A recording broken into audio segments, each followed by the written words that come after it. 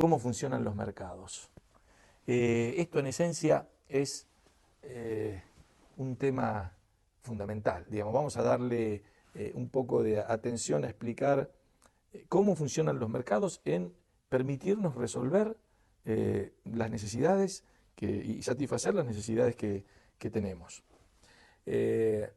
Para ello voy a empezar tal vez por una cuestión de respeto nada más, por una cuestión histórica y señalando de que a quien casi todos solemos presentar como el padre de la economía, que es Adam Smith, comienza su famoso libro. En realidad, fíjense ustedes, no tiene un título que parece que diera a pensar que se va a centrar en las acciones individuales, porque el libro, su famoso libro se llama La riqueza de las naciones. Es decir, se llama, y más completo, el título es Una investigación acerca de la causa y el origen de la riqueza de las naciones. Pero siendo ese el título, lo cierto es que Adam Smith comienza el análisis a partir de las acciones individuales. Y su primer capítulo se llama La división del trabajo.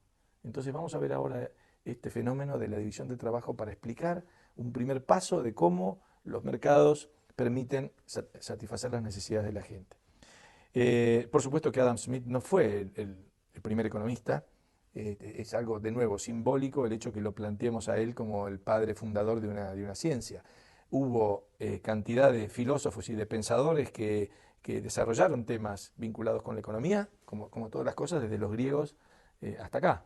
Pero lo cierto es que Adam Smith produce allí un texto que en cierta forma muestra el momento en el cual la economía se separa un poco diría, de la filosofía moral y empieza a recorrer su propio camino. Porque hasta ese momento, en general, no debo decir que no lo trataran de otra forma, pero todos los autores, que eran más filósofos que economistas, por supuesto, lo que hacían era más bien considerar los temas económicos desde el punto de vista del deber ser. Y este es el área de la moral, no el área de la ciencia económica. Es decir, ellos se preguntaban, por ejemplo, entre otras cosas, ¿qué es un precio justo?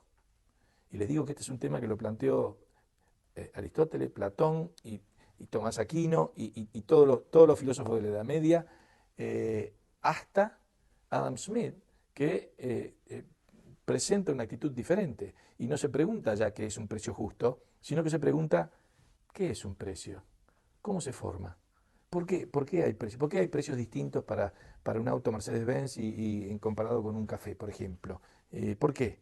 Es decir, trata de entender las cosas como son y no de plantearse cómo deberían ser. El área del deber ser es un área muy interesante, por supuesto, es el área de la filosofía moral. Todos opinamos sobre eso y decimos, esto es justo, esto es injusto, actuaste bien, actuaste mal. Estamos todo el día opinando de eso y yo no voy a negar su importancia, pero es distinto de un análisis científico económico que trata de entender las cosas como son y tratan de entender lo que es un precio. Por ejemplo, otras discusiones que hubo durante todo ese periodo son discusiones tales como ¿cuánta ganancia sería una ganancia correcta? ¿Cuánto es correcto ganar en un determinado negocio? O la que causó más polémica durante siglos es, ¿corresponde cobrar un interés por un préstamo de dinero? Y yo les puedo asegurar que todas las religiones condenan la usura y las religiones las religiones y los filósofos se dedicaron páginas y páginas a discutir si el préstamo de dinero de interés correspondía a usura y por lo tanto era condenable. Por ejemplo, todos habrán visto o conocerán o habrán leído o vieron la película en su versión moderna del Mercader de Venecia, de Shakespeare. Y el Mercader de Venecia no es otra cosa que una historia que involucra la función del interés en un préstamo de dinero. Eh, para hacer la historia breve, un joven se quería casar con una dama de la sociedad en Venecia y como no tenía para mostrar cuáles eran sus recursos, va al mercader, que se llamaba Antonio, había sido amigo de su padre, entonces le dice que necesita dinero.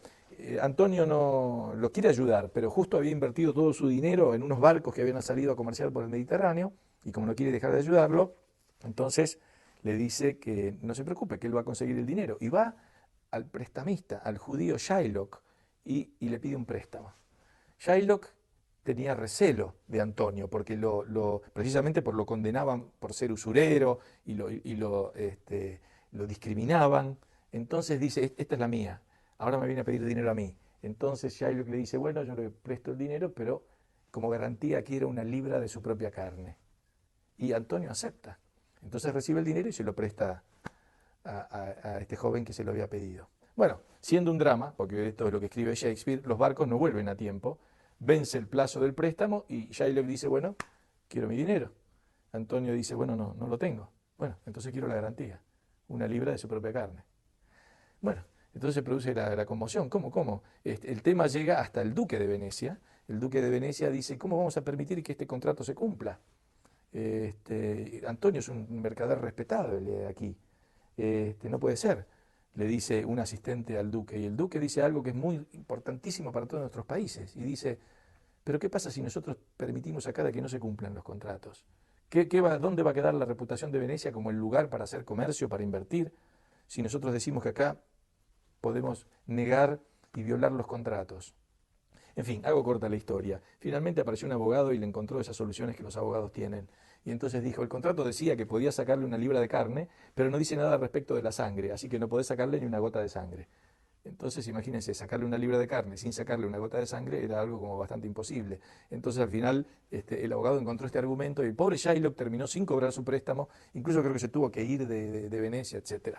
Pero muestra un poco lo que hace Shakespeare ahí, es mostrar y poner en escena el drama de lo que era este tema de la usura. Y eso fue lo que se ha discutido y se discutió durante siglos hasta que un personaje como Adam Smith dice, no, yo quiero saber cómo se forma un precio, yo quiero saber por qué a veces hay pérdidas y por qué a veces hay ganancias, yo quiero saber, por ejemplo, por qué hay tal cosa como un interés y explicar y entender qué es lo que es la función que cumple el interés. Es una visión totalmente distinta, es una visión acerca de lo que es y no una visión acerca de lo que debería ser.